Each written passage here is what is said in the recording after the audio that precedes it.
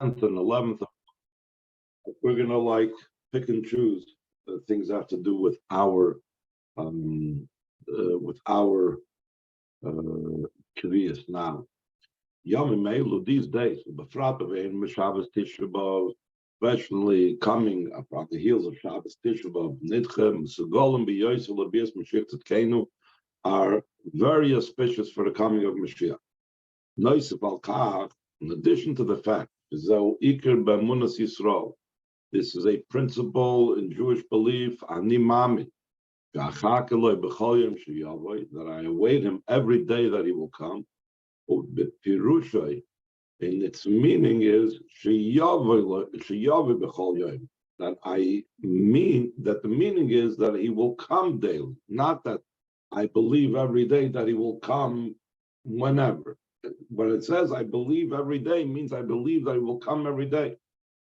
Especially these times. Like we've spoken about lately many times. So if he calls Simone Agula, according to all the signs of the Gula, Mashiach, here, behold, Mashiach is coming, take from Yad Mamish immediately. The fact that Mashiach has not yet come, Ein moving Klal is completely not understood. This is emphasized even more so in the days of the month of Av.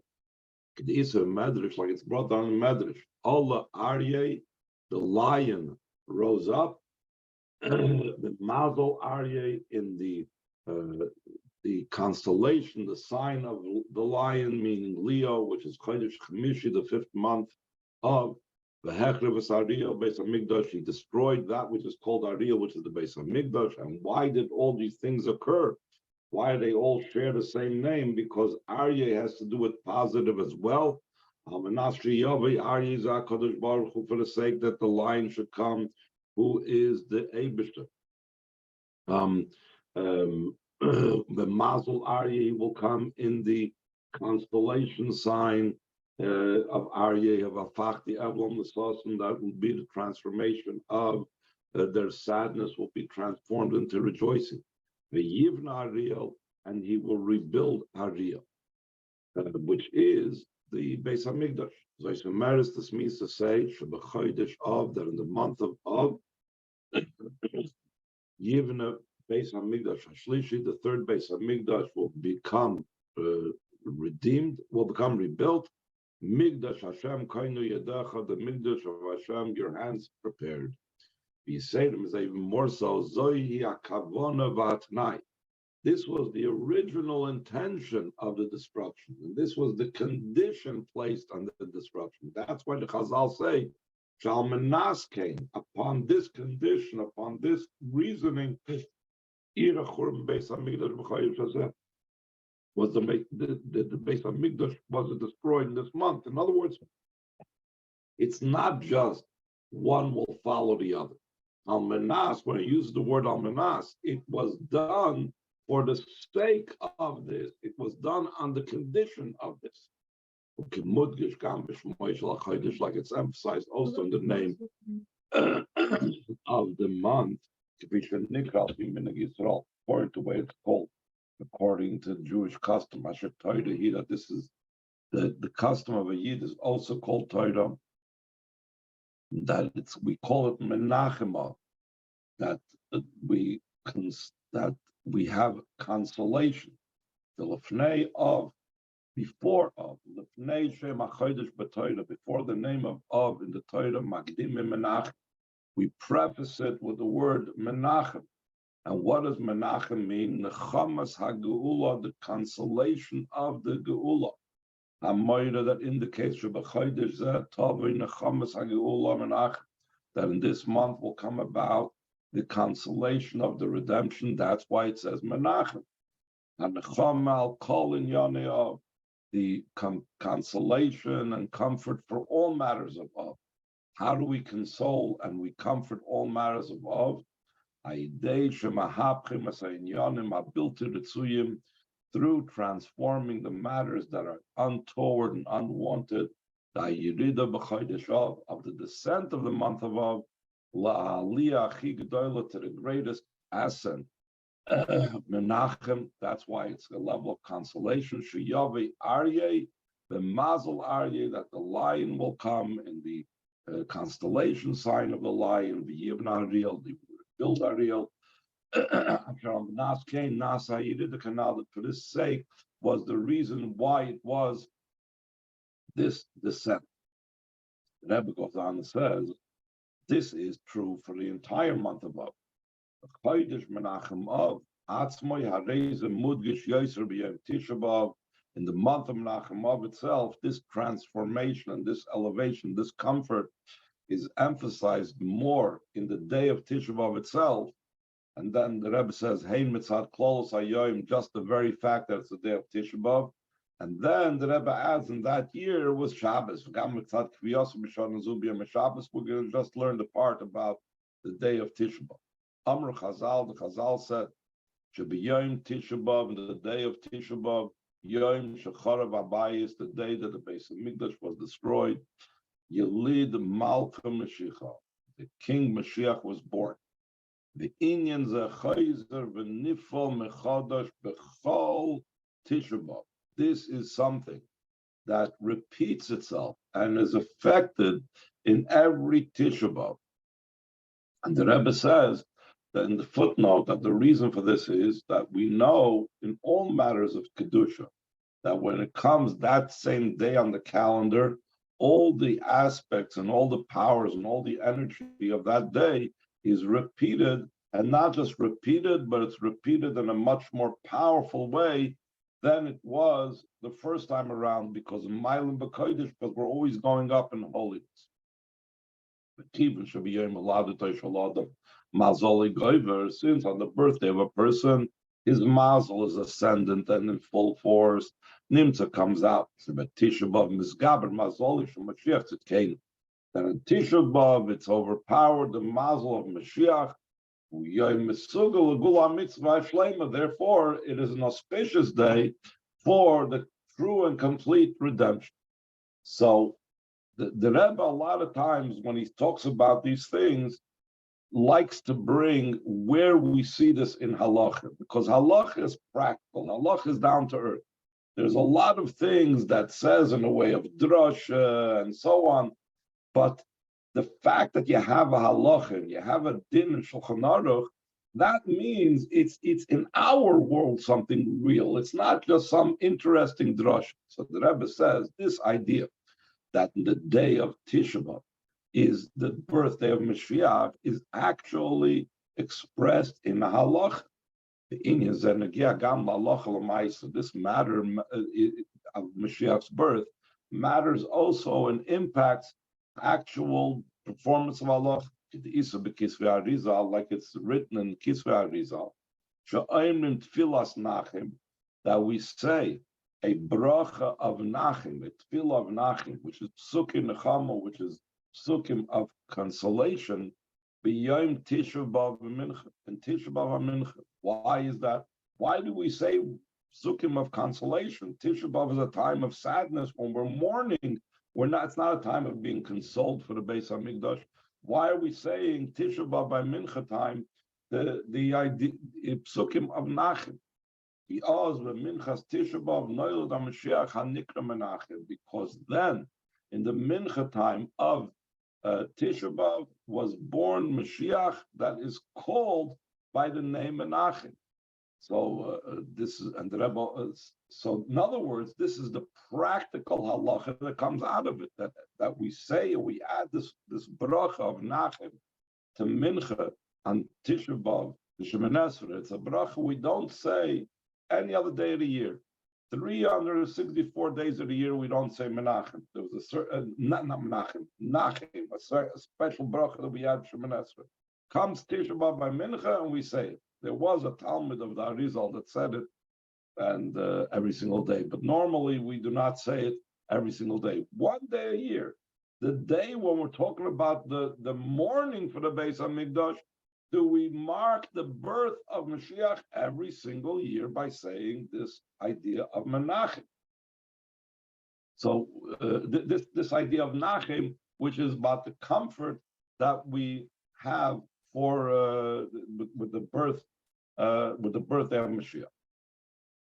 And the Rebbe also brings down this is the reason why the minhag is to make Kiddush Levana on Matzoi Tisha B'Av, because Matzoi Tisha B'Av, the idea of Kiddush Levana is also the concept having to do with the whole Klal Yisrael being reborn, just like we have the rebirth of the new moon, and that's why we do it. We celebrate almost the idea as well.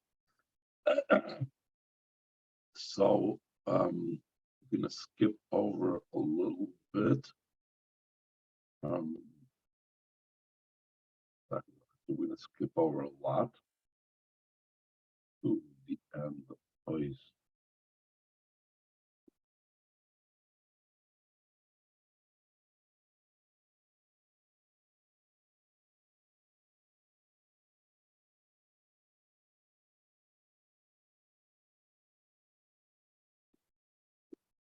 Earlier tonight.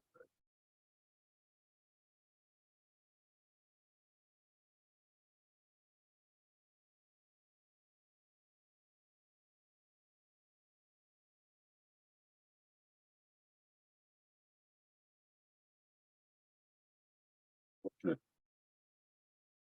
So page, we're going to go on to middle of Ois Dalet.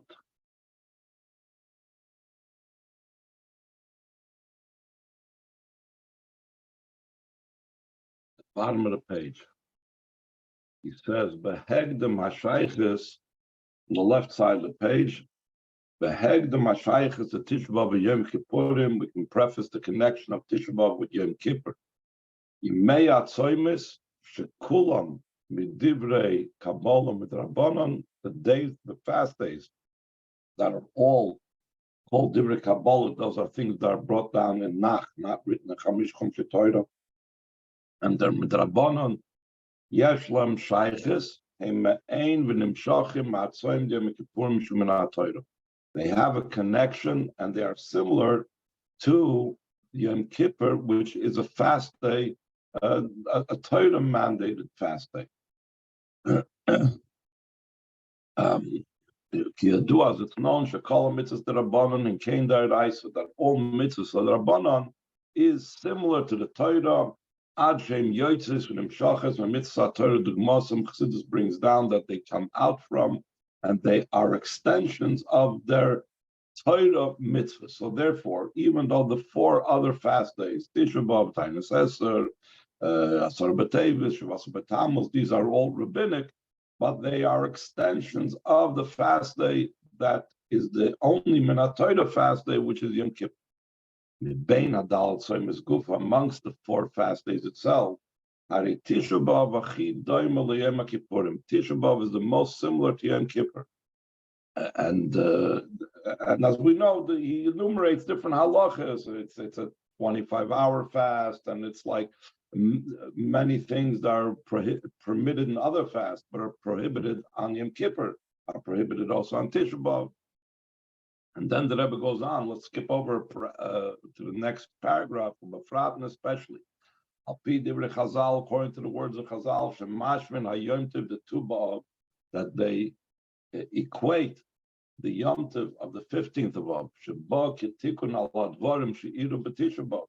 The Yom Tov of the 15th of Av came about as to repair and fix up for those things that occurred on the 9th of Av. Yom Shekol Boy Mason Midbar. It's a day that those that were dying in the Midbar, Kasher Tamag Zer Shel Mason Midbar She'iru B'Tisha B'Av, when it finished the decree of those that were passing away in the Midbar that occurred on Tisha B'Av. In other words, it occurred because of the sin of the spies that took place on Tisha B'Av. So they stopped, and they realized that they would stop dying on the 15th of Av.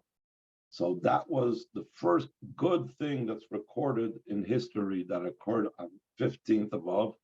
And the Chazal compared the 15th of Av in Yom Kippur with Yom Kippur, because they say Yom Tovim Yisrael Chamish Asar B'Av Yom Kippurim. They say there was no Yom Tovim for Yidden like the 15th of Av and like Yom Kippur. So the 15th of Av is an outgrowth of the transformation of Tisha B'Av. So you also see an association between Tisha B'Av and Yom Kippur, not just in the way it's observed. So the Rebbe explains what is the inner connection between them. Second paragraph, second column.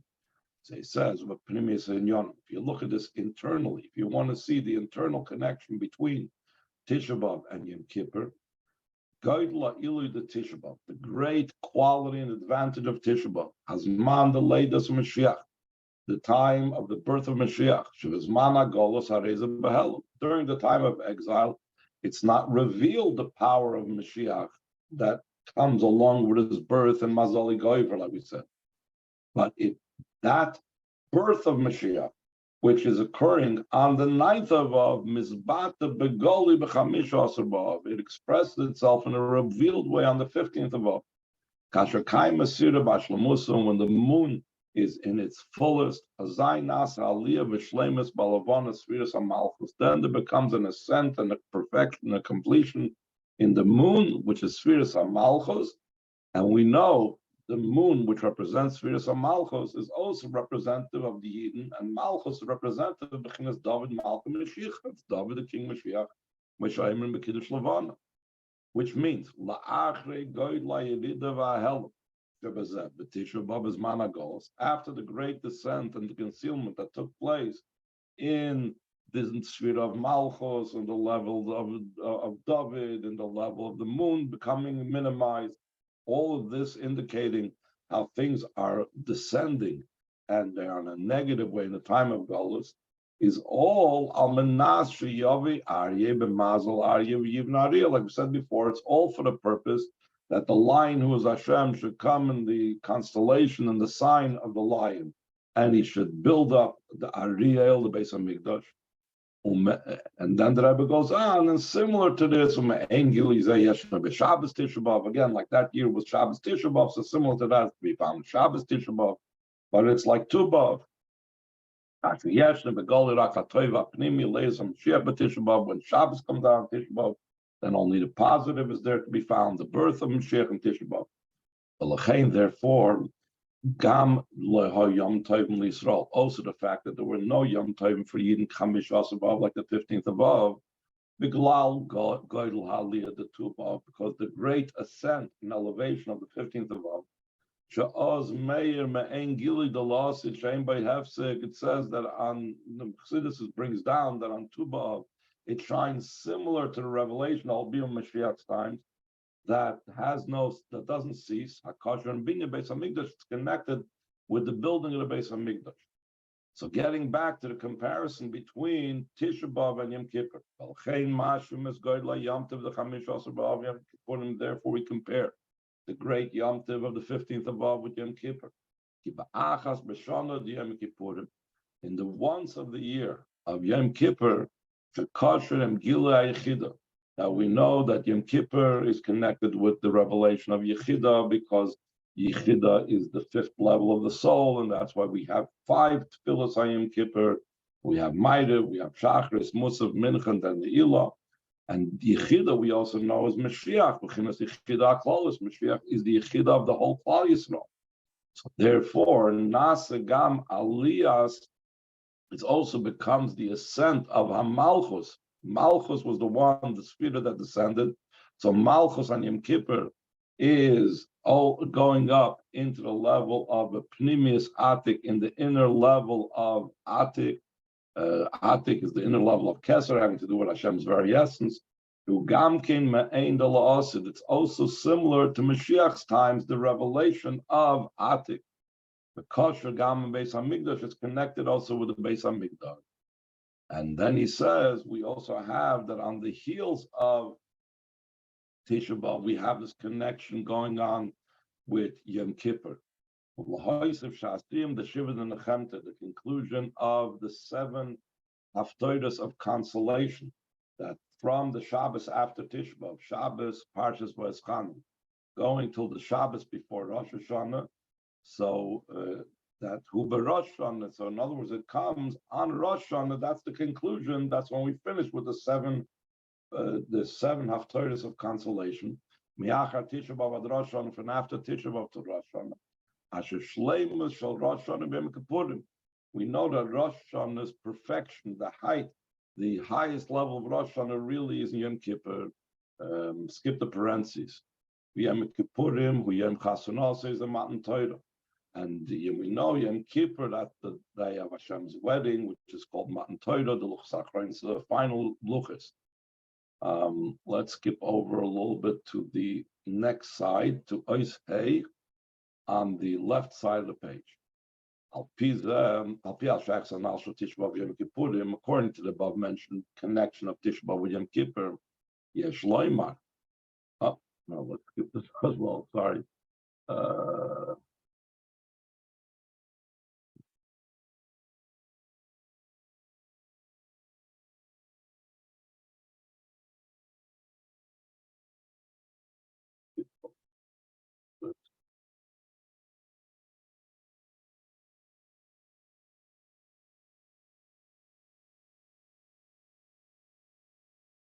Okay, I'm going to skip over 2 pages to the end of Ois Zion.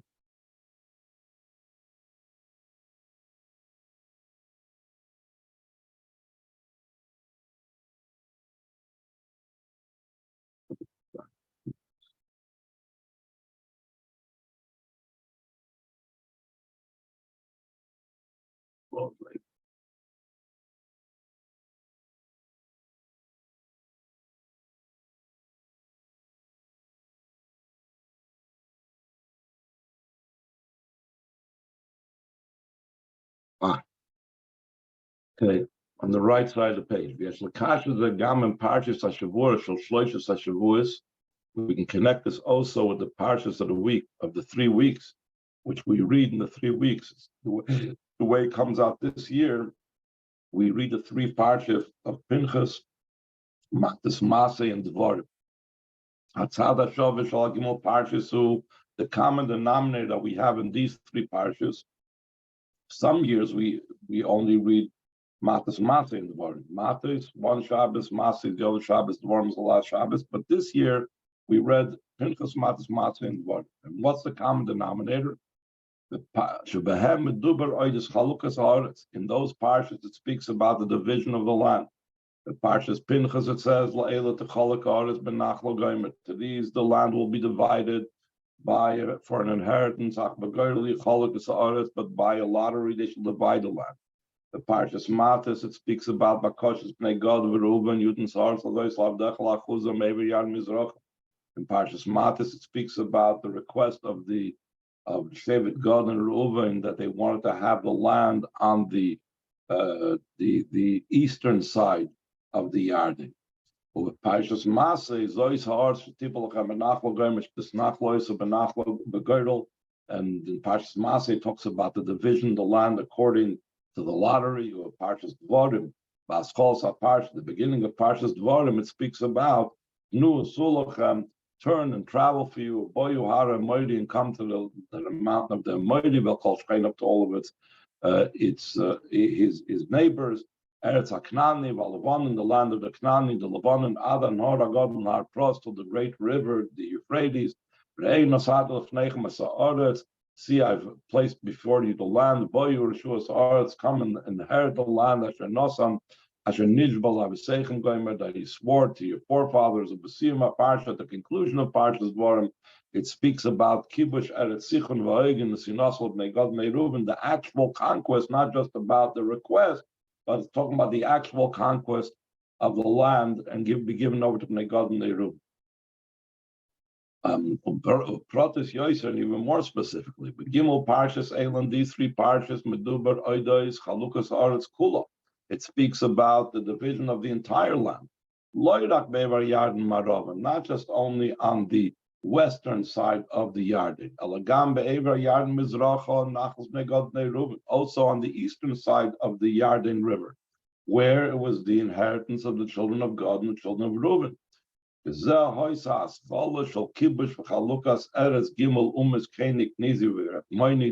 beginning of the conquest and the division of the land of the 3 nations known as Kenik, Nizi, Kadmoini, which their names that we're more familiar with from Chumash is Edom and Moav and Ammon. The 3 additional nations of Edom, Moab, and Ammon, that even though now, when Yeshua led them into Eretz Yisrael, they only conquered 7 lands, the Canaani and so on, but the other 3 nations, Edom, Moab, and Ammon, also known as Kenik, Nizi, Vagad, Moini, which is on the eastern side of the Yarden, Hasidim, Lias, Yerusha, also they are going to be an inheritance for the future. Shloimar say Shemar Muslim Kana Gimel Moichin Yeboim Biyachad Mazayin Midas, that it's hinted over here the 3 levels of intellect, which is what these 3 countries represent. And we will not just master our emotions, we will also master our intellect. Sheboim Yachad Mazayin Midas come along with the 7 emotional traits.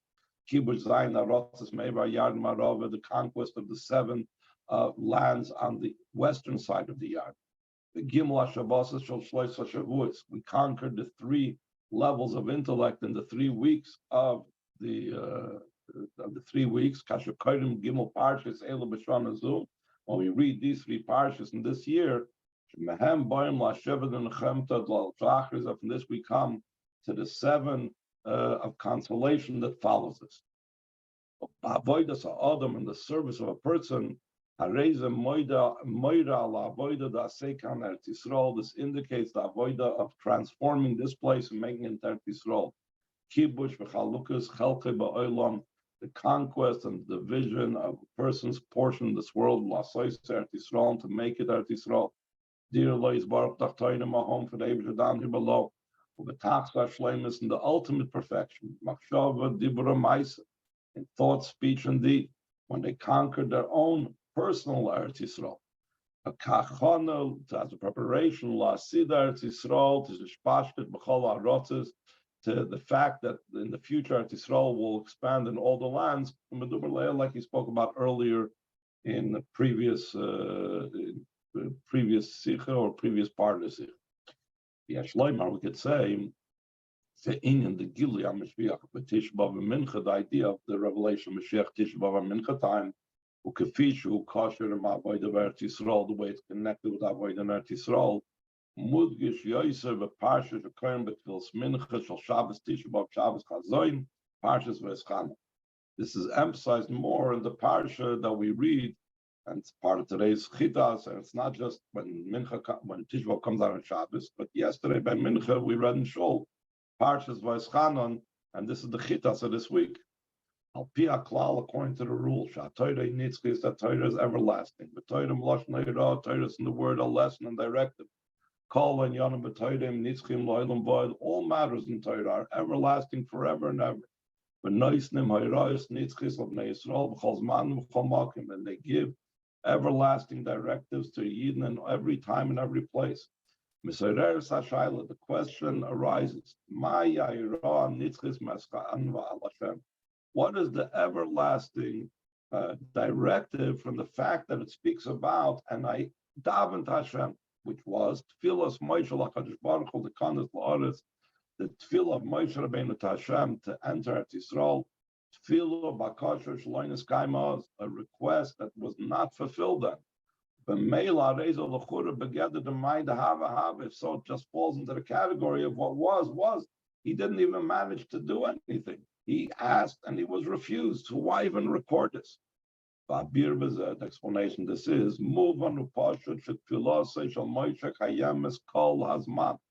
it's obvious and it's self-understood that the tefillah of Moshe exists all time, but in its full force. Surely it will be fulfilled.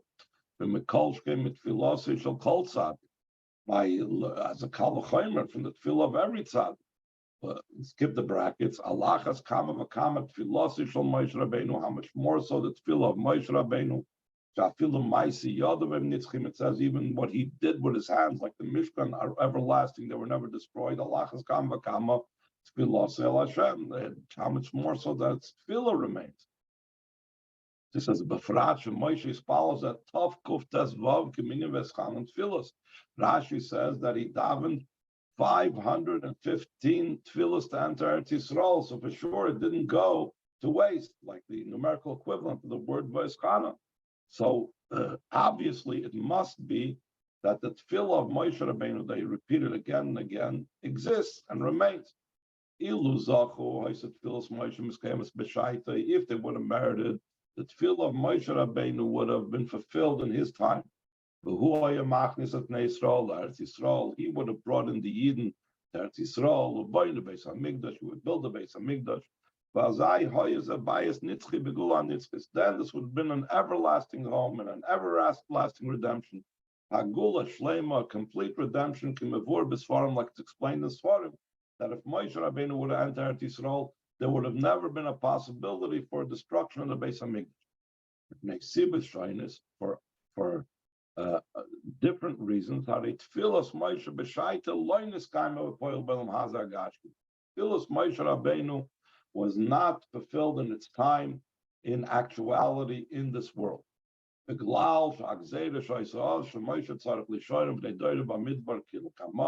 decree that was done that Moshe had to remain with members of his generation in the desert, like we'll explain later on. Since it was Moshe Rabbeinu's tefillah, and not just one, it was 515 tefillahs. Surely it'll be fulfilled. It will be fulfilled at a later date. When will Moshe Rabbeinu's tefillah be fulfilled? The true and complete redemption through Mashiach. And the first Redeemer, which is Moshe, he is the final Redeemer. Whom Machnis has called Bnei Yisrael, the Eretz Yisrael, he brings in all the Yidden to Eretz Yisrael, Begula Shein Achra Golus, Nagula that doesn't have a Golus following it, the Binyan Beis Hamikdash Shashlishi Bayis Nitzchi, and the building of the third Beis Hamikdash, an everlasting home. Kol Amr Yotzer, from all of the above comes out. The tefillah of Moshe exists forever. And it affects what it has to do. But not at that time. But afterwards, from the future, when the everlasting redemption will come, Moshe the first Redeemer, he's the final Redeemer. Machnis has called Bnei Yisrael, Eretz Yisrael. He brings in all the Yidden to Eretz Yisrael. Now, of course, this will be understood. What is the everlasting directive and lesson that we derive from this? What do we learn from this? And Moshe Rabbeinu davened to go into Eretz Yisrael, even though seemingly it wasn't fulfilled. Moshe, he's called philosophy, but Moshe began his tefillah by saying, you began to show your servant. He opened up to start and daven. So it's a meresis means to say, though it was decreed that Moshe Rabbeinu will not be able to enter Eretz Yisrael. So Moshe Rabbeinu told Hashem, from you I learned that you told me by the sin of the golden calf, and now let me and I will destroy the Yidden. So Moshe Rabbeinu said, was I holding on to you? Why did Hashem tell Moshe Rabbeinu, now let me? So Ella Liftoyach Pesach, that the Hashem was opening up for me, giving me a line to open up, that was dependent upon me to daven for them. That's why you said let me go and I will destroy them. So just like you gave me that hint at that time that I have a means to stop something from taking place, so too I thought I would be able to do now. For you, there's nobody to stop you. And if you'll forgive me and you'll nullify my decree. Since it's talking about the entry to Eretz Yisrael, and bringing the complete redemption for all the Yidden. Though he knew about the decree, Moshe continued to do everything that's dependent upon him, to daven again and again. Adlis Paul Tov Kuf Test Tov Tesvav Tfilas until he davened 515 tefillas. Skip the brackets. Shem is a yifel shakadosh baruch hu yivat gzirasei. Maybe this will affect that Hashem will nullify his decree. V'yitin lo lachnis bnei Yisrael Eretz Yisrael. He will allow him to bring the Yidden into Eretz Yisrael. Yisraelim is even more so. Afilu la'achri sham lekadosh baruch al toisav David olai oid b'davar hazeh. Even after he told David, do not continue to speak to me anymore in this matter. It's a great doubt that Moshe Rabbeinu was agreeable to this. Just because Hashem told him that. Because the rule is everything that the owner tells you to do, you should do except for going out. And if he kicks you out, you don't have to listen, whatever that means. In afilu k'shal bal bayis hamiti hakadosh baruch hu mitzav al Moshe say, even when the true bal bayis Hashem commands Moshe Rabbeinu, tells him go out, al toisav davar alay oid b'davar hazeh, do not continue speaking to me anymore about this topic about going into Eretz Yisrael. Mistaber loimer makes sense to say Moshe mosar es nafshay. Moshe was willing to sacrifice himself. He continued to request and to daven. Likonis l'Eretz Yisrael, and to enter Eretz Yisrael. Skip the brackets to the next paragraph.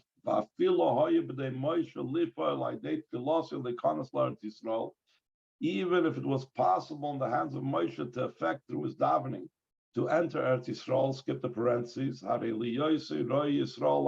Since he was a true shepherd. The Rabbi Amitin, a true Rebbe, Melamed Torah Yisrael Amiti, a true teacher of Torah to Yidden. Eine Yoytze Magolas Bashire Shamas Talmidov. He does not leave the exile, leaving behind over there his students. Skip the parentheses. El Shleimus Hagula Shaloi, his complete redemption. Misbatas is expressed. Kasher B'Yachad Itoy Nigolim Kol Talmidov. When along with him, all of his students are redeemed with him. Skip the parentheses again. Meila move on. So therefore it's understood. That the tefillah of Moshe to enter Eretz Yisrael included in it. But also the Yidden of his generation. A generation that was known as a knowledgeable generation, generation of the wilderness. They should enter into Eretz Yisrael with him to the Gula Mitzvah Shlema. He wasn't going to leave any Jew behind. From here,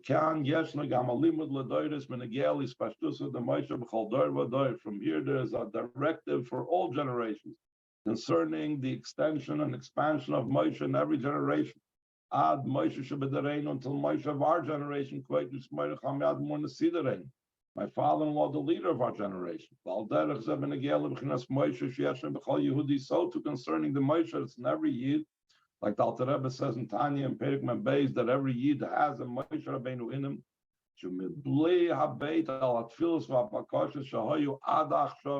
Regardless of all the requests and all the tefillos that was up till now, we need to again daven and to request from Hashem, till when are we going to be here? And the matter is a sure thing, that